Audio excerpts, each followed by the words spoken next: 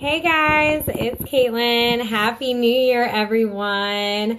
I wanted to jump on here because I know a lot of people in the New Year's are starting different health and fitness resolutions or goals for the new year. And in my 4.5 years of coaching and my own personal experience, I've seen a lot of things that keep people stuck from being able to make healthy changes.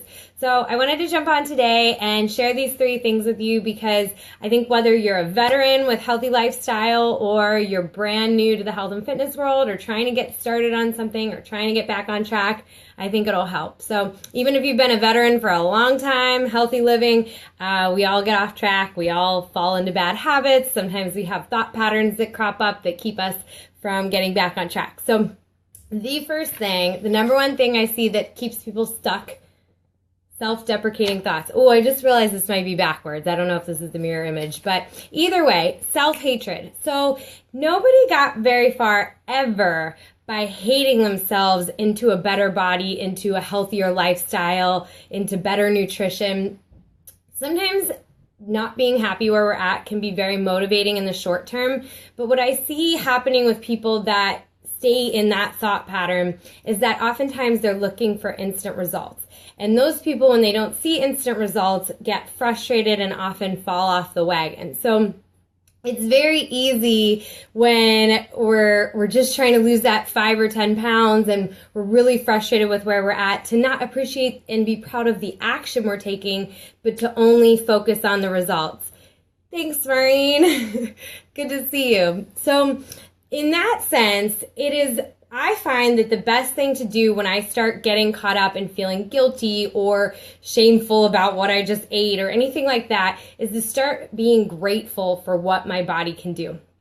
So when I do a workout, maybe I don't feel like bringing my A game that day to the workout, but I can appreciate feeling my muscles lengthen as I do a bicep curl. And I can appreciate feeling my lungs expand as I inhale air. And I can appreciate the different things that my body is doing for me without me even thinking about it. So my heart beating, blood pumping through my muscles, all those things that our bodies do for us that we take so for granted.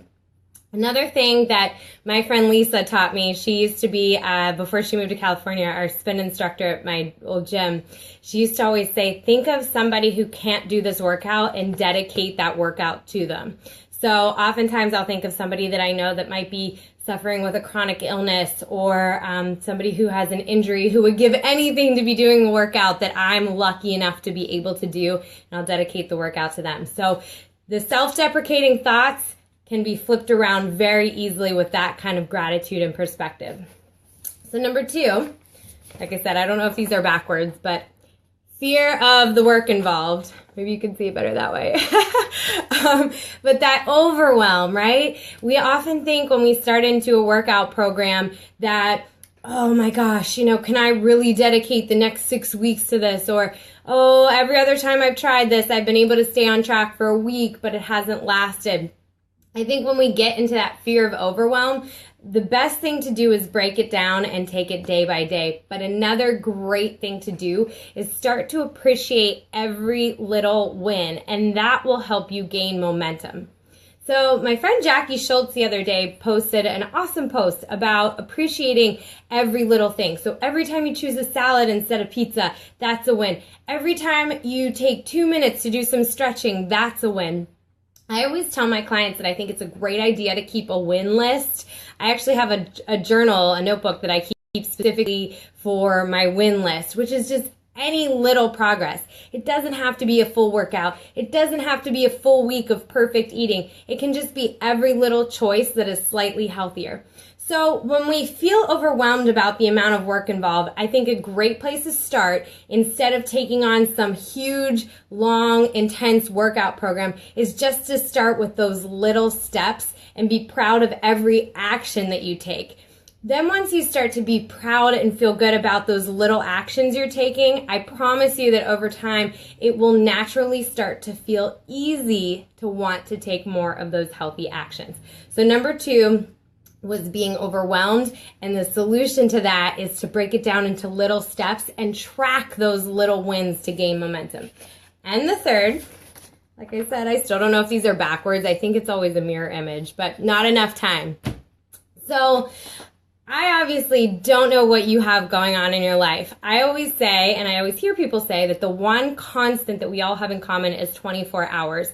But yet, I'm not going to make any judgments on your life or your priorities. I have no idea if you have kids and 2 jobs or what you have going on in your life. And it's always up to each one of us to decide our priorities, because time is relative in a way, because we all have different things that we want to focus on. But I think taking little steps and making it a sustainable lifestyle change can have a huge impact. So the biggest solution to this one, I believe, is believing that those little things add up. The book Compound Effect is a great one. Miracle Morning talks about this too. So those are both great books. But I wanted to give you a little example, and I love doing all kinds of little calculations. So I did this one for you. If you do 10 squats, which is about a minute of squatting if you're going slow and in proper form, each time you brush your teeth, that's it. If you added nothing else to your daily routine, on average, so most people brush their teeth at least the morning and the night, and you do about a minute of squats, so that would be like 10-ish squats for each time you brush your teeth, that in a year for a 150-pound person calculates out to be about 3 pounds a year. So I can talk to you on the side if you want to know how I did those calculations, but I got it offline from livestrong.com, the approximate calories. But think about that. For doing 10 squats each time you brush your teeth, that's 3 pounds a year less that you would be than where you are now, or less next year than where you would have been. So if you brush your teeth more than 2 times a day, or you have a Sonicare that I think times your toothbrushing for 2 minutes, you'd be doing double that. So that's 6 pounds. Now, 3 or 6 pounds may not seem like a lot, but the activity required to do that is very, very little. The difference is that it's consistent. And a lot of us won't keep up with those little consistent actions because we don't believe they make a difference. So really telling yourself that those little actions add up and proving it to yourself is going to make a huge difference when you're worried that you don't have enough time. We can all find little ways to add small bits of activity in throughout our day. So those are the 3 things that I see people getting stuck most common. So the first one was self-deprecating thoughts, beating ourselves up, trying to hate ourselves into a healthier place. And the fix for that is just to be super grateful about everything our body can do. And like I said, I often like to dedicate my workout to somebody who can't for different physical reasons, maybe somebody who's passed away, somebody who is injured and would give anything to be able to be doing the workout that I'm doing.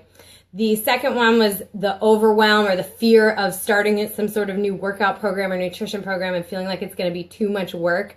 And I think for that, like really breaking it down and just being proud of each little win, keeping a win list is great.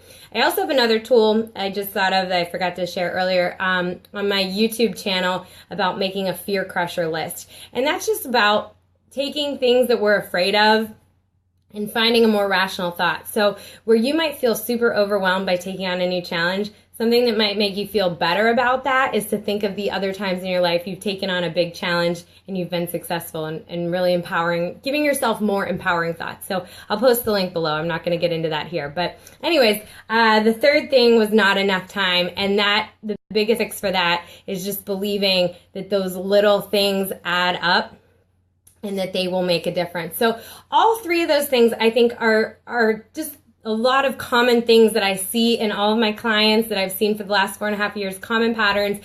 I see it in myself from time to time. So nobody's immune to getting stuck. Nobody's immune to having bad habits or thought patterns that need shifted. And those are the 3 biggest things that I think also when you fix and address will just help your healthy lifestyle unfold so much more easily and naturally. So I hope that helps. I hope you get your 2017 off to a great start. If you want some more tips like this or some support, we have a group starting next week on Facebook that we'll be sharing. It's a free group for anybody with any kind of New Year's resolution or goal, but it will be obviously slightly more tailored to health and fitness. But anybody is welcome to participate in that if you want more tips like this. If you're watching this, I'm going to be posting this on YouTube later. So if you're watching this on YouTube, feel free to subscribe below for more updates with videos like this. And we also do groups every single month like this. So if you are watching this at a later date, not January, you can still get involved and get support. So I hope that helps, and I hope everybody's year is off to an awesome start, and just know that I'm sending you tons of love and encouragement, whatever your goals are, to make this an amazing year. So I hope that helps, and I hope everybody has a super happy, healthy year. I'll see you guys soon.